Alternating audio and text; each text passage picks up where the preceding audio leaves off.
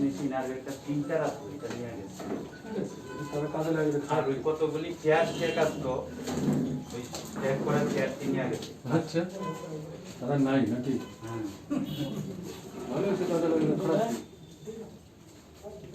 তোমরা কাগজপত্র কিছু আমনিতে নেয় নাই কাগজপত্র ওই আলমারিটা মেইন আলমারিটা এটা ভাঙিয়ে কিছু কাগজপত্র নিয়ে গেছে ওই কি কাগজ দিছে সবটা কইতে পারতেছি তোমাদের তো কোনো কাগজ ছিল না না এটাতে কি ফাইল রাখছো ওই ক্যাশ সেকশনটা কি ক্যাশ রুমটার প্রশ্ন করছে এখানে কিছু আগুন দিছে আগুনটা লাগছে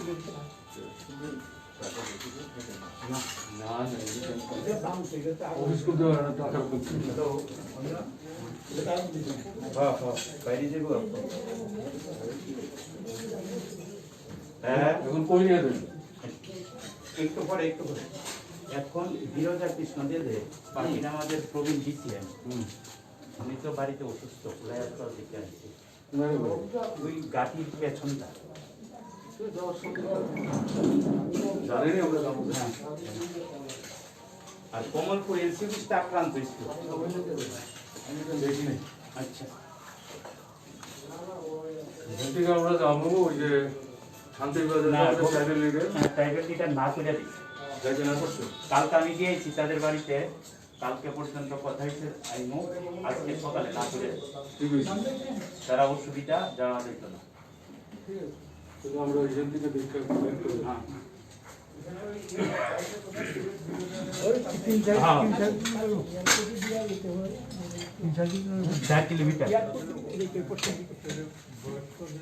গাড়ি যায় হ্যাঁ গাড়ি একদম বাড়ির পাশে যাইব আমি আজকে এসে গিয়া আমি আমার রবিচরণ দেব বর্মা হ্যাঁ হ্যাঁ না করছে পরিস্থিতিটা ছেলে আছে না রবিচরণ বাবু না মেয়ে একজন মেয়ে রবিচরণ দাস তারও না করছে নাকি হ্যাঁ হাসপাতালে তো নিতে আমরা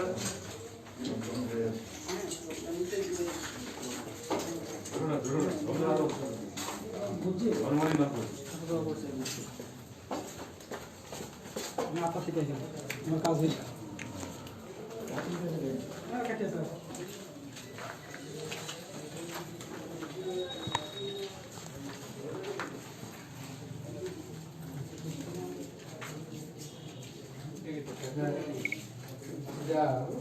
দাম করবো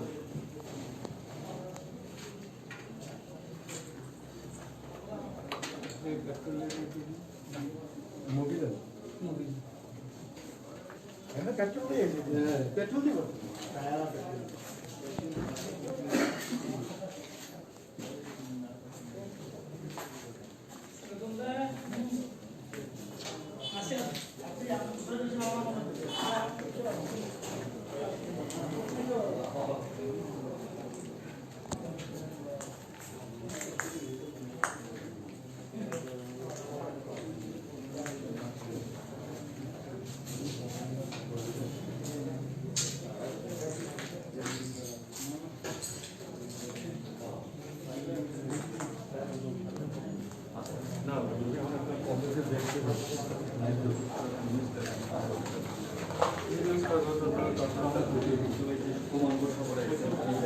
কমলপুর শহরে করে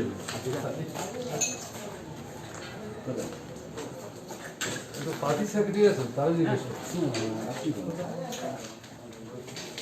স্যার একটু আসবেন না স্যার এই যে 7 তারিখ আছে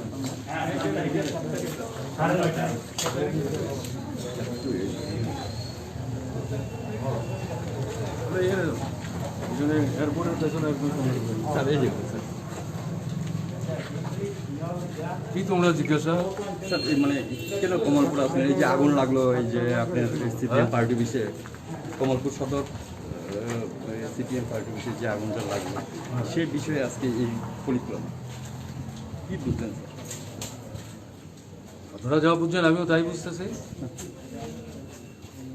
কেন এই আজকের এই পরিস্থিতিটা কিসের জন্য এই এই নতুন পরিস্থিতি, এটা 2018-এর 3রা মার্চ ভোটের ফলাফল যখন নির্ধারিত হয় বিজেপি আজ একটি সরকার আসবে, তো বিকেল 4টা থেকে তো সন্ত্রাস শুরু হয়েছে, তাই না? আচ্ছা, এটা তো বিস্তৃত পরিসরে বলার কোনো অপেক্ষা রাখে না। কমলপুর বলা যায় প্রায় প্রথম দিন থেকে রেজাল্ট আউটের একটা ব্যাপক আক্রমণের সময়। আমি পেছনে যেতে চাই না। এই যে 7 তারিখ কমলপুর শহরে যুবকদের একটা মিছিলের কর্মসূচি ছিল, 6 তারিখ সেটা হোয়ার ইজ মাই জব, আমার কাজ কোথায়, কার কাছে জিজ্ঞাসা? সরকারের কাছে। সরকার তো এই প্রতিশ্রুতি দিয়েই মানে ক্ষমতায় অধিষ্ঠিত হয়। এরা সরকার আসলে সব ঘরে ঘরে চাকরি, শূন্য পদ দেখি 50,000 আছে, এগুলি 1 বছরের মধ্যে পূরণ হয়ে যাবে, কেমন না? এখন দেখা যাচ্ছে শূন্য পদ পূরণের তো প্রশ্নই নাই, পরিবার পিছু চাকরি দেওয়ার তো উদ্যোগই নাই, বরং চাকরিরত অবস্থায় অনেকেই ছাড়াই করছে, নতুন পদ শূন্য হচ্ছে, নিয়োগ প্রায় বন্ধ। এই পরিস্থিতিতে যুবকদের এই কর্মসূচি, একটাই স্লোগান, তো কমলপুর তো ত্রিপুরার বাইরে না, তো তারা বিভিন্ন গ্রামাঞ্চলে এই স্লোগানকে সামনে রেখে বিক্ষোভ, সমাবেশ, বক্তব্য এগুলি রেখে রেখে যেহেতু সাব ডিভিশনাল হেডকোয়ার্টার তাতে তারা এই কর্মসূচিটা রেখেছিলেন এবং তাদের মধ্যে সিদ্ধান্ত ছিল বিমল সিনহা, যিনি শহীদ, রূপসপুর তার বাড়ি, যেখানে তার স্মৃতিসৌধ তৈরি হয়েছে, ওখানে মহকুমার বিভিন্ন জায়গায় যুবকরা এসে জমবে, মিছিল করে শহরে ঢুকবে। রাস্তা একটাই, যেতে গেলে পুরো শহর থেকে পার্টি অফিস আছে, ওখানে local committee office. Ranjit Ghosh কিন্তু যুবক নায়ক, তার বয়স এখন প্রায় 74। তো রঞ্জিত ঘোষ যুবকদের এই কর্মসূচির কথা জেনে উপস্থিত থেকে চাক্ষুষ করে এবং তাদেরকে উৎসাহিত করে, এই লক্ষ্য নিয়ে তিনি যাচ্ছিলেন। ওখানে গিয়ে পার্টি অফিসের সামনে হয়তো অটো রিক্সা ছেড়ে নেমে হেঁটে যাচ্ছিলেন, আক্রান্ত হলেন। এর আগে একবার আক্রান্ত হলো নদীর ওই পার, কয়েক মাস আগে চাঙ্কা মাস্ক দিতে গেছিল গরিব মানুষদের, তারপরে হাত টাত যাদের ঠিক মতো ঘন ঘন পরিষ্কার করে তার জন্যে স্যানিটাইজার দিতে গেছিলেন। আর কিছু কিছু গরিব মানুষকে কিছু খাওয়া দাওয়ার সামগ্রী দেওয়ার জন্যে তাদের উদ্যোগ ছিল। সেখানে প্রচণ্ডভাবে আক্রান্ত হয়, তখন আমরা এসেছিলাম তাকে দেখবার জন্য, এবং তার তো সমস্ত শরীরটাকে মানে ফালা করে ফেলেছে।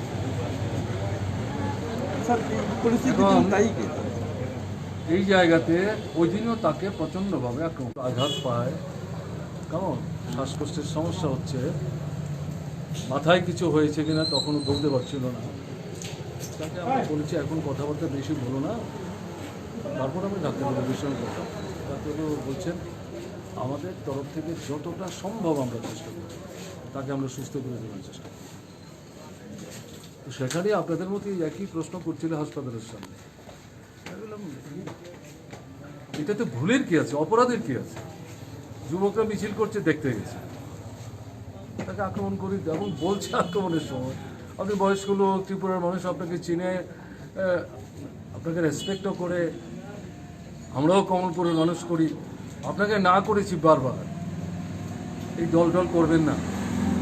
আপনি শুনছেন না আমাদের কথা? অদ্ভুত কথা, জায়গাদারি নিয়ে নিয়েছে মনে হচ্ছে। কে কোন দল করবে, করবে না, কোন কর্মসূচি সমর্থন করবে, করবে না, কোথায় যাবে, কোথায় যাবে না। শাসক দলের কিছু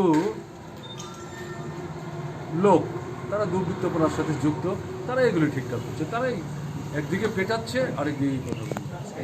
এখন আপনি যেটা জানতে চাইছেন কেন এই ঘটনা ঘটছে, শুধু কমলপুর না তো, ত্রিপুরার যে কোন মহকুমাটা বাদ আছে, এমন কোনো একটা সপ্তাহ বাদ যাচ্ছে না কোনো না কোনো জায়গায় সরকার বিরোধী, প্রধানত মার্ক্সবাদী কমিউনিস্ট পার্টি এবং বামপন্থায় বিশ্বাস করে যে গণতান্ত্রিক সংগঠনগুলো, তাদের নেতা কর্মীরা কোথাও না কোথাও আক্রান্ত হচ্ছে।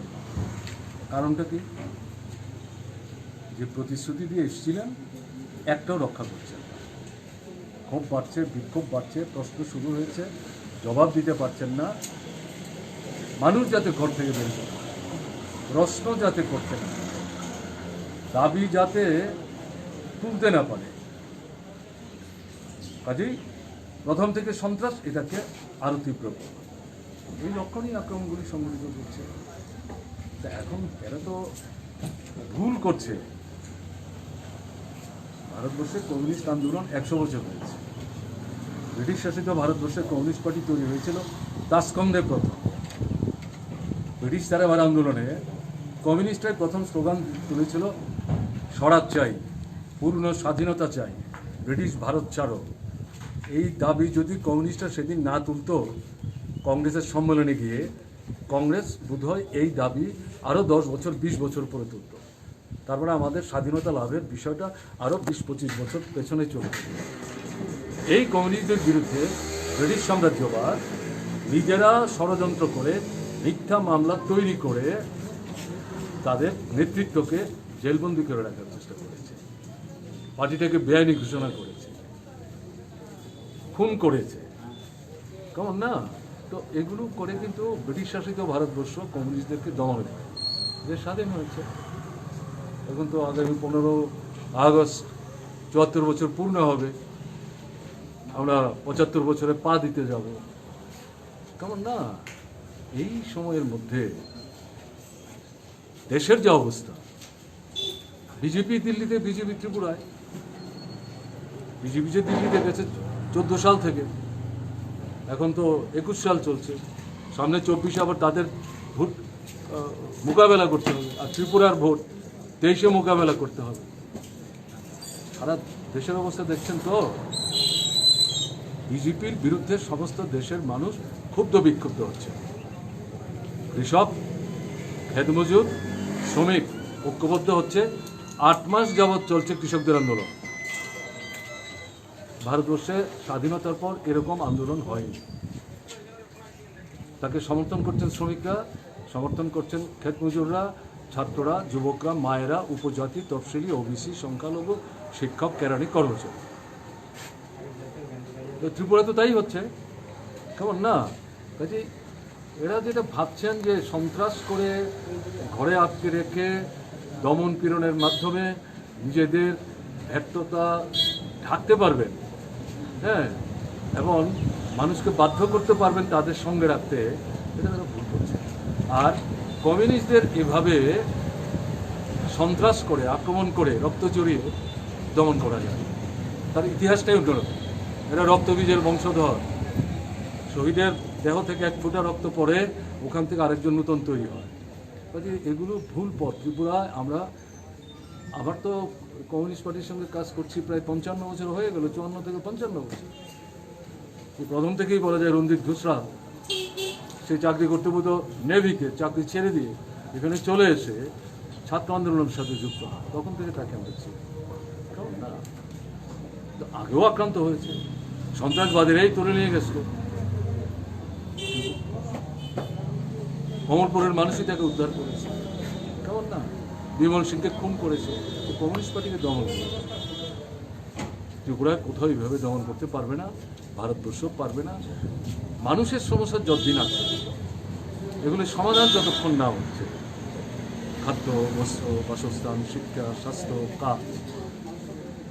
কমিউনিস্ট পার্টি মানুষের সঙ্গে থাকবেন, লড়াই করবেন, আন্দোলন করবেন, আক্রান্ত হবেন, রক্ত ঝরবে, শহীদের মৃত্যুবরণ করতে হবে, কিন্তু দমিয়ে রাখা যাবে না।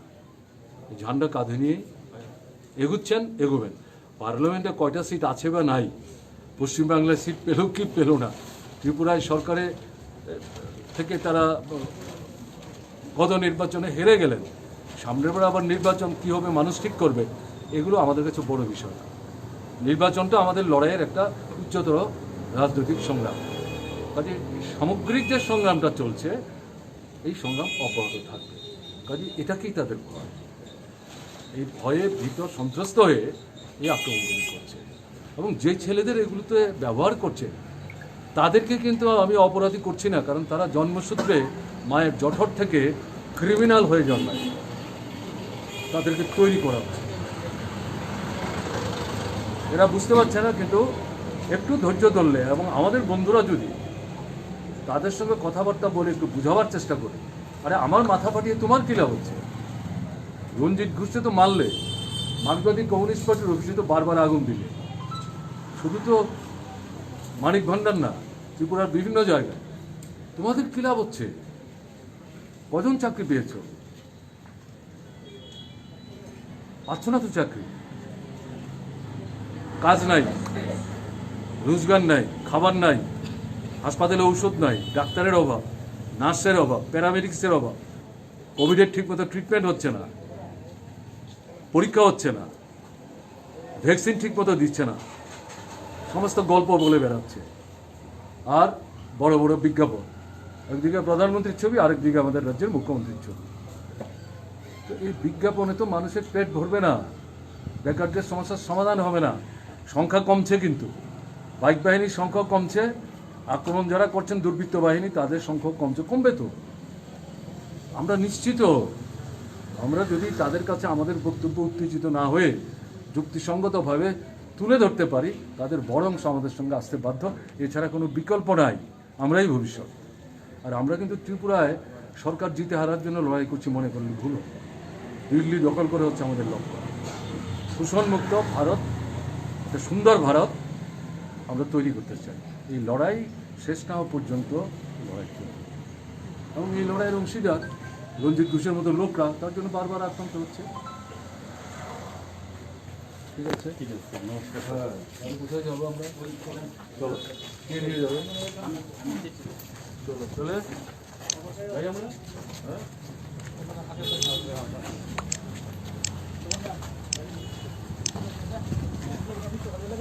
ঠিক আছে।